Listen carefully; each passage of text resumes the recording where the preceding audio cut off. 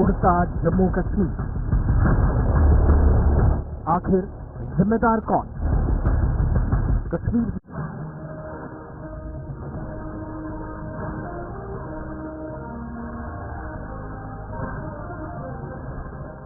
Gulistan news देख रहे हैं आप। मैं हूं आपके साथ अतिया मुजीब। शुरुआत करेंगे इस खबरनामे की। सबसे पहले नजर डालेंगे सुर्खियों पर।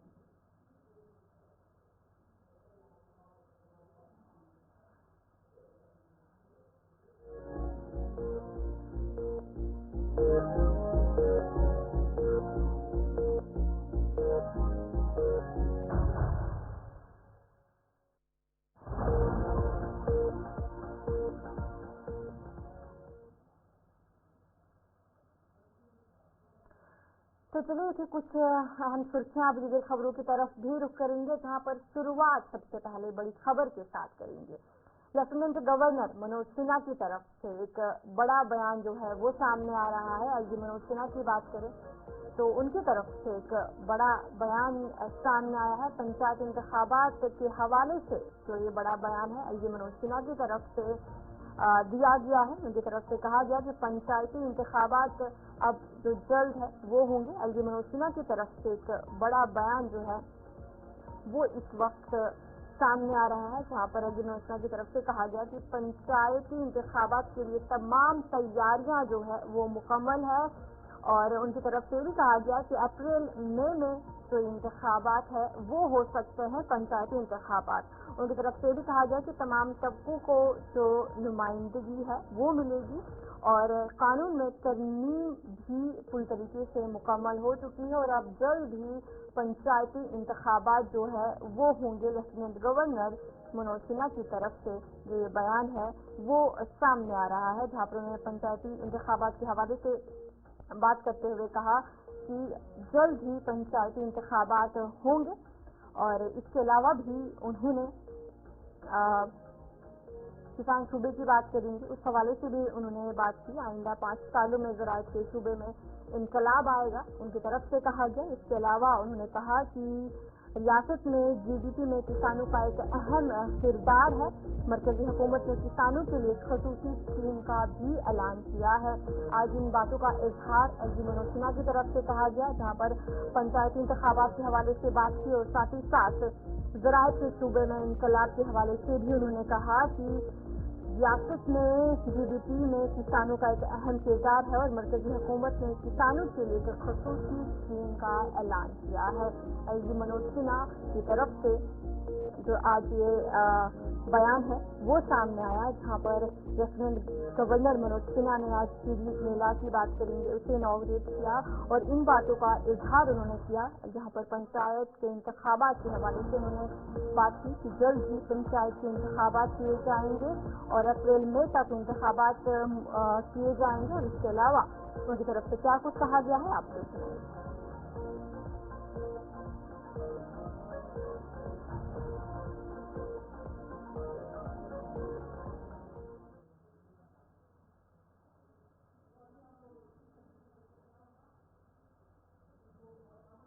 मानवता की सेवा और पोषण में सबसे बड़ी भूमिका का निर्वहन भी किसान करता है और इसलिए मैं मानता हूं कि प्रबुद्ध समाज और संवेदनशील शासन की जिम्मेदारी है कि किसान समुदाय के लिए न्याय सुनिश्चित करे और इस दिशा में पिछले 4 वर्षों में भारत के आदरणीय प्रधानमंत्री श्रीमान नरेंद्र मोदी जी के नेतृत्व में जम्मू कश्मीर की जो उपलब्धियां हैं वो गर्व करने वाली हैं।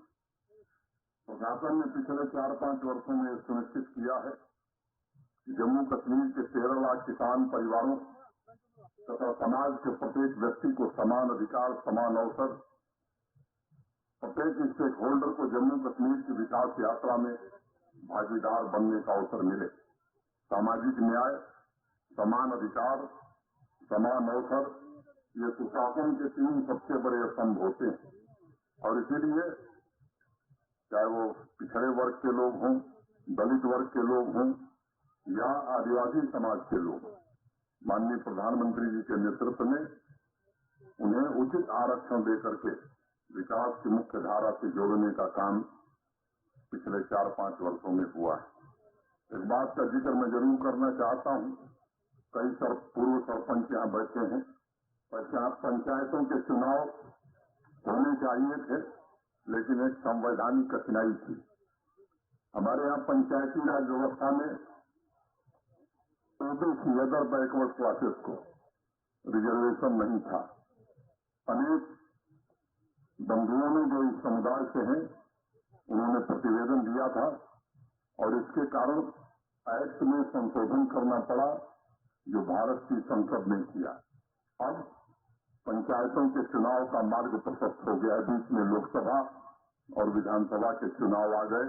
मौसम ठीक होते ही जम्मू कश्मीर के पंचायतों के चुनाव निश्चित रूप से करा दिए जाएंगे, ताकि 33,000 चुने हुए प्रतिनिधि जम्मू कश्मीर के विकास में अपनी भागीदारी की जिम्मेदारी का निर्वहन कर सकें। चाहे वो पीओ जेके के रिफ्यूजी हो, डब्ल्यू को प्रधानमंत्री जी ने पूरी तरह से मुकम्मल करने का काम किया। हमारे सफाई कर्मचारी हो जो लंबे समय से अपने अधिकारों से वंचित थे, उन्हें भी अधिकार देने का काम माननीय प्रधानमंत्री जी। पीडीपी के सदर महबूबा मुफ्ती ने गंदीपुरा बेरवा का दौरा किया और मरहूम गुलाम अहमद खान के घर जाकर उनके खानदान से ताज़ियत की। इस दौरान महबूबा मुफ्ती ने बात करते हुए कहा कि नेशनल कॉन्फ्रेंस को अवाम ने मैंडेट दिया है और अब उनकी जिम्मेदारी बनती है कि जो वादे उन्होंने लोगों से किए हैं उसे पूरा किया जाए। महबूबा मुफ्ती ने कहा कि लोग नेशनल कॉन्फ्रेंस पर यकीन रखते हैं और 370 से लोगों के जज्बात जुड़े हैं। उन्होंने मजीद कहा कि हुकूमत को 370 के हवाले से साफ और वाज़ेह तौर पर बात करनी चाहिए। की सरकार है, उसको अवाम ने बहुत ही बड़ा मैंडेट दिया है, बहुत भरोसा किया है, बहुत यकीन किया है और 370 जम्मू कश्मीर के लोगों के लिए जज्बाती इशू है और लोगों के जज्बात जुड़े हुए हैं। तो मुझे लगता है कि नेशनल कॉन्फ्रेंस और कांग्रेस को, खासकर जो सरकार है, उनको ये बात क्लियर करनी चाहिए कि जो हमने भी कहा था, पीडीपी ने उसको जो सवाल उठाया था कि जो रेजोल्यूशन था उसमें कोई बात साफ तरीके से नहीं कही गई थी, कुछ लाल तरीके से छुप छुपा के बड़े शर्मिंदगी से उन्होंने 370 का जिक्र किया था कि जो मुझे लगता है कि एक सरकार जिसके पास 50 मेंबर असेंबली हो तो उनको तो सर उठा के ये बात करनी चाहिए। सबसे पहले तो उनको कंडेम करना चाहिए था 5 अगस्त 2019 को, वो उन्होंने किया नहीं। उसके बाद जिस तरह से 370 का जिक्र किया, ऐसा लगता था कि वो शर्मिंदा है, पूरा सरेंडर लग रहा था। और अब उसके ऊपर से कांग्रेस का ये कहना कि वो रेजोल्यूशन स्टेटहुड के लिए था, 370 के लिए नहीं था, तो मुझे लगता है इससे लोगों के जहनों में बहुत सारे सवालात पैदा हो गए हैं, खदशात पैदा हो गए हैं। आपको लग रहा है कि श्रीनगर के बर्न हॉल स्कूल में नई तालीमी सेशन का आगाज में बच्चों का दाखिला न मिलने पर बच्चों के वालिदैन ने एहतजाज किया। यह एहतजाज बच्चों के वालिदैन के जरिए directorate of school education Kashmir के सदर दरवाजे पर किया गया। इस दौरान उन्होंने कहा कि इदारा तालीमी कैलेंडर में तरमीम होने के बाद इस तरीके के इक़दाम उठा रहे हैं कि 4 साल से कम उम्र के बच्चों का दाखिला करने से इनकार किया जा रहा है, जिससे बच्चों के वालिदैन को अपने बच्चों की तालीम को लेकर सख्त तशवीश पाई जा रही है। इसलिए उन्होंने मुताल्लिका महकमे को इस पर फौरी नजरसानी का मुतालबा किया। जी, हम इस चीज पर प्रोटेस्ट कर रहे हैं। जो बच्चे 2020 में 1 अप्रैल से लेके अक्टूबर 31, 2020 तक पैदा हुए हैं, they are not eligible for the admission in Burn Hall school, whereas they are 4+। Previously जो पिछले साल जो उनका जब उन्होंने नोटिफिकेशन अपनी निकाली थी, उसमें जो एज क्राइटेरिया था दैट वाज टिल 31 मार्च 2020। तब तक जितने भी बच्चे हैं वो 4 ईयर होंगे। जो इस साल इन्होंने निकाली है, they have started it from 1 November till 1 नवंबर 2020। जो बच्चे पैदा हुए हैं टिल अक्टूबर 31, 2021। जो बच्चे इस गैप में बीच में आते हैं 1 अप्रैल 2020 तो 31 अक्टूबर 2020, दे आर नॉट एलिजिबल। जितने भी हम यहाँ पे पेरेंट्स हैं, हमने ज्वाइंट एप्लीकेशन उधर स्कूल गए, हमने उनको समझाने की कोशिश की। It was rejected. Right now the director education is in a meeting and we are waiting for them. The other part is that जो एजुकेशन पॉलिसी है हमारी, वो ये कहती है the children should be 4+ for LKG। अगर आप एक सिंपल लॉजिक है, अगर एक बच्चा जो 2021 मई में पैदा हुआ है, he will be 3+. He should be in nursery. He should not be in LKG. Whereas the student who is born in April 21st से लेके जो पैदा हुआ है, he is 4+ and he is eligible. And they are saying that they are not eligible. Burn hall में जो इस साल की जो नोटिफिकेशन आई है, admission notification, that is full of flaws. Because last year the government has changed the session. Our kids will not pay for that. My son is born in May 2020. Where will he go? Where will he go? Because they are saying that he is not eligible. Reason given by them is that the session is changed by the government, but the session is being changed for the entire Kashmir Valley, not for one school only. They should, in real sense, if we will logically calculate the age criteria, they should have incorporated in their notification students or children who are born from November 2019 to October 2020. Those are eligible because they are 4+. जो बच्चा 4+ है, he is not getting admission. And जो बच्चा 3+ है, they are welcoming. Of course, we have discussed with them. We were not allowed to meet the authority. That is the father of सयाहती मकाम गुलमर्ग के पर्वत चोटी पर हल्की बर्फबारी का ताज़ा सिलसिला शुरू हुआ, जबकि बालाई इलाकों में इस वक्त हल्की बारिशें हो रही हैं. वहां मौजूद सयाहों में काफी खुशी पाई जा रही है. सयाहों ने ताज़ा बर्फबारी देखकर कहा कि उनकी दिली तमन्ना पूरी हुई और उनका कहना था कि वो ज्यादातर कश्मीर में बर्फबारी देखने के लिए ही आते. मेरा नाम सुगंधित गर्ग, मैं अपनी पूरी फैमिली के साथ जगाधरी हरियाणा डिस्ट्रिक्ट हरियाणा से आए. जी. तो कैसा लगा अभी? बहुत अच्छा लग रहा है जो यहाँ पे स्नोफॉल हो रही है. बहुत मजा आ रहा है, बहुत मजा आ रहा है. मनाली में ही है जितना मजा हमें कश्मीर में आया. कश्मीर में आया. क्या संदेश रहेगा बाकी देशवासियों के लिए? यही कि बहुत बढ़िया स्वर्ग की वादियाँ है ये पूरी. स्वर्ग की वादियों में आगे हम श्रीनगर हरियाणा को बनाना चाहता हूँ मैं. अच्छा. यहाँ बहुत मजा आ रहा है, मुझे चारों तरफ बर्फबारी देख के बहुत मजा लग रहा है. हाँ. तो क्या सुझाव रहेगा बाकी पर्यटकों के लिए कि आप जल्दी यहाँ पहुँचे? यहाँ पहुँचे? बहुत मजा, बहुत अच्छा लगा. आपका वेलकम. पहले परिचय दीजिए अपना, कहाँ से क्या कहेंगे? I am Monika Goyal from Yamunanagar. जी. बर्फबारी बहुत अच्छा, बहुत मजा आया. एंजॉय किया हमने. फुल बर्फ देख के पहली बार हमने बर्फ देखी है, बहुत अच्छा लगा. अच्छा.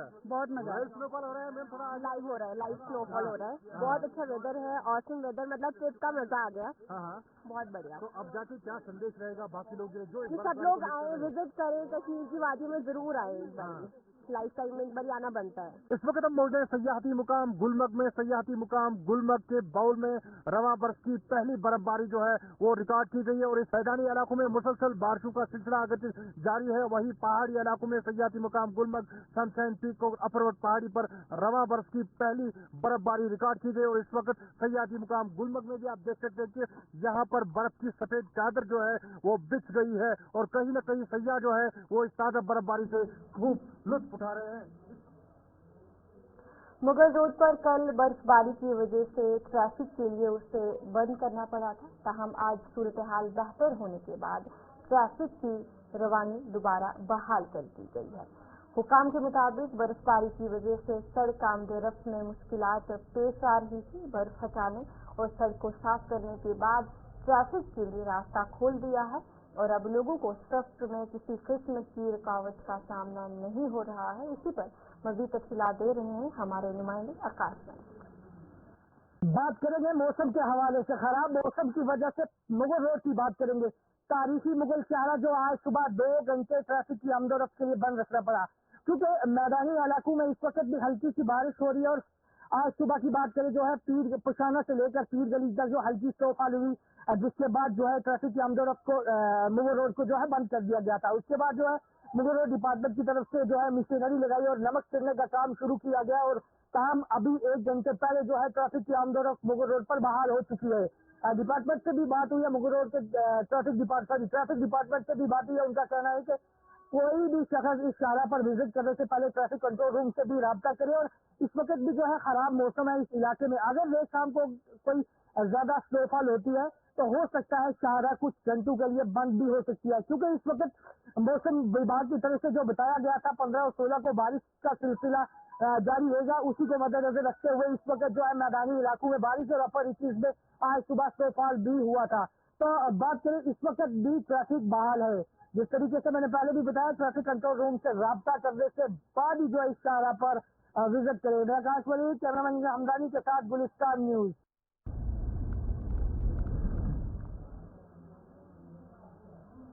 पुलवामा के नौनगरी और चंदगांव में केरवस के पानी की वजह से मिट्टी के टोटे गिरने से मकानी रहायशों और वसूरा रोड पर गुजरने वाली गाड़ियों को खतरा है। मुकामी लोगों की तरफ से बताया जा रहा है कि इंतजामिया ने हिफाजती दीवार बनाना शुरू किया, लेकिन मुसलसल पानी के बहाव की वजह से टोटे गिरने का सिलसिला भी जारी है, जिससे रोड को काफी नुकसान पहुंचा है। मुकामी लोगों की तरफ से ये भी कहा गया कि यहाँ पर माजी में कई हादसा भी पेश आए हैं। ये है जो ये गांव है, ये नवनगरी है, ये तकरीबन पुलवामा से 9 किलोमीटर दूर है। तो यहाँ जो ये सड़क है, लोग इस सड़क का बहुत ही आमद रखते हैं। बहुत से गाड़ियाँ चलती है यहाँ से, चकोरा से आते हैं तो पुलवामा जाते हैं, या इस्लामाबाद से आते हैं तो पुलवामा जाते हैं। जो ये पहाड़ी है यहाँ, ये पुरानी पहाड़ी है, कोई नई पहाड़ी नहीं है। इससे पहले भी पानी आता है, मगर पिछले 5 सालों से, यानी पिछले 5-10 साल रहे जो खुशक साली रही तो पानी बंद हुआ। पिछले 4-5 सालों से लगातार पानी फिर निकला तो ये पहाड़ी खिसक गई। तो पहाड़ी खिसकने से सड़क भी बर्बाद हो गई। ये जो पहाड़ी है ये हमेशा 10 दिन के 15 दिन के बाद खिसक जाती है, पानी बहुत निकलता है। जो पानी है, पानी की निकासी नहीं है, यानी पानी सीधे तरह से निकलता नहीं है, ये पानी सीधे सड़क पर आता है। पानी की वजह से यहाँ ये सड़क भी बर्बाद हो गई और गाड़ी वालों को भी बहुत नुकसान हुआ। बहुत से एक्सीडेंट यहाँ हुए और गाँव वालों को, जो नीचे लोग रहते हैं, मकान है यहाँ, इनको भी बहुत खतरा है। गवर्नमेंट से हमारी गुजारिश है कि इस काम में जल्द से जल्द जल्दी करे। अब्दुलरशीद कुमार वो वरी सान पीढ़न ये बसान, मेहरबानी कर गुजारिश करान सेल दिस द्राव ये आब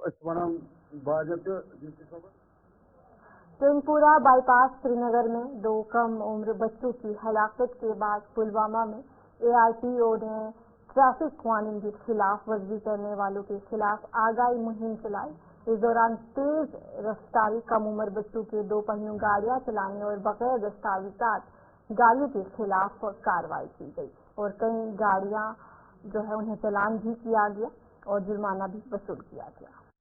श्रीनगर में जो एक्सीडेंट एक हुआ उसके रिगार्डिंग लोगों में अवेयरनेस की कमी है, क्योंकि जो पेरेंट्स है वो माइनर्स को ज़्यादा गाड़ियाँ देती है और ये सोचते भी नहीं है कि इसका इम्पैक्ट क्या पड़ेगा आगे। हम पर्टिकुलरली हम पेरेंट्स से गुजारिश करते हैं कि माइनर्स को गाड़ी ना ही दे जब तक वो लाइसेंस के लिए एलिजिबल ना हो।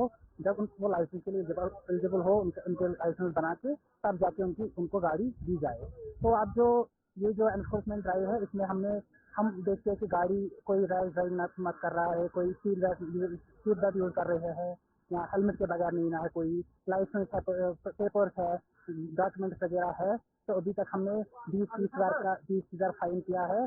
तो ये एनफोर्समेंट जारी रहेगी। हमने ये लाइसेंस सस्पेंशन के लिए रिकमेंड किया है। तो जुड़ा की तहसील चली पंगल के भाटियास बाजार में आग की भयानक वारदात में किरायशी मकान और 3 दुकानें खासकर हुई, जिसमें भारी मालियत का सामान जलकर राख हुआ। गुज़िश्ता शब 1 बजे के करीब भाटियास बाजार में एक 4 मंजिला रहायशी मकान से आग भड़क उठी और कुछ ही लम्हों में पूरी इमारत में फैल गई। इस हादसे के फौरी बाद मकामी लोग, पुलिस, फायर ब्रिगेड का अमला जाए वक़ूफ़ पर पहुंचा और बचाव कार्रवाई शुरू की गई। तहम आग की भयानक वारदात में 4 मंजिला रहायशी मकान की बालाई 2 मंजिलों और 3 दुकानें जलकर खाक हुई।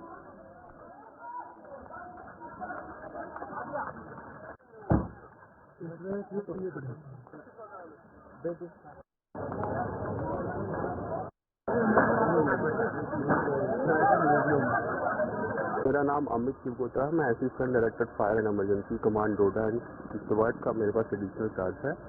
तो जैसे कि रात को एक फायर इंसिडेंट हुआ है, तो हमारा एक स्टेशन गुंदो है और एक स्टेशन हमारा छाछी में है। तो हमें जो कॉल आई थी वो 1:21 पे कॉल आई थी। तो हमने इमीडिएटली 1:22 पे हमारा विदिन 1 मिनट में हमारा टर्न आउट हो जाता है। तो हमने वहाँ से टर्न आउट करवाया और फिर मुझे पता चला कि आग कुछ ज़्यादा है, तो फिर हमने ठाठी को भी इन्फोर्समेंट के लिए हमें विजिट किया कि आप जाइए वहाँ पे, आग ज़्यादा है। तो हमने सिचुएशन को कंट्रोल कर लिया, जिसमें हमने बिल्डिंग थी, एक ट्रिपल स्टोरी थी और एक था डबल स्टोरी, जिसमें उनमें नुकसान जो हुआ है मोस्टली जो था ये वुडन था। तो वुडन स्ट्रक्चर था, तो ये वुडन आपको पता है कि वुडन बड़ा ही कंबस्टिबल मटेरियल है, विद इन मिनट्स ये आग पकड़ लेता है और डैमेज हो गया जो इनका एसिड पोर्शन था। बाकी जो लैंटर्न थे वो हमने सेव कर दिए हैं। इसके लेट नहीं, जब हमें कॉल आएगी तो हम तभी टर्न आउट करेंगे ना। अब आग देखिए, लास्ट टाइम नवंबर 16 को 2023 में भी एक भयंकर आग लगी थी भद्रवाह में, तो उसमें भी सेम इंसिडेंट हुआ था कि आग तो बड़ी पहले से लगी थी, लोग सो रहे थे, बट हमें इंफॉर्मेशन आएगी तब हम टर्न आउट निकालेंगे।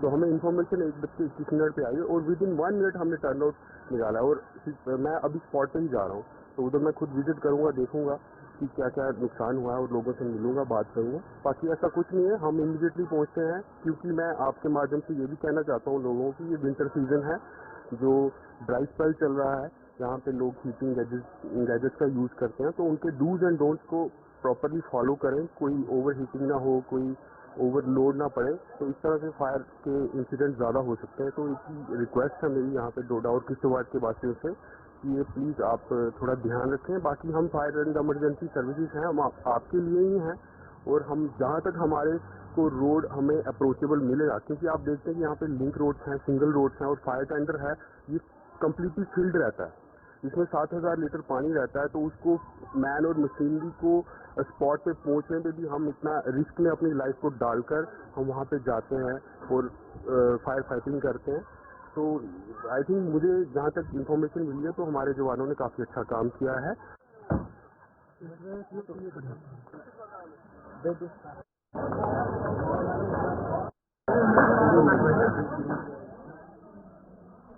तो चलिए इस उर्दू खबरनामे में इतना ही। अभी के लिए मुझे दीजिए इजाजत और आप बने रहिए गुलिस्तान न्यूज़ के साथ।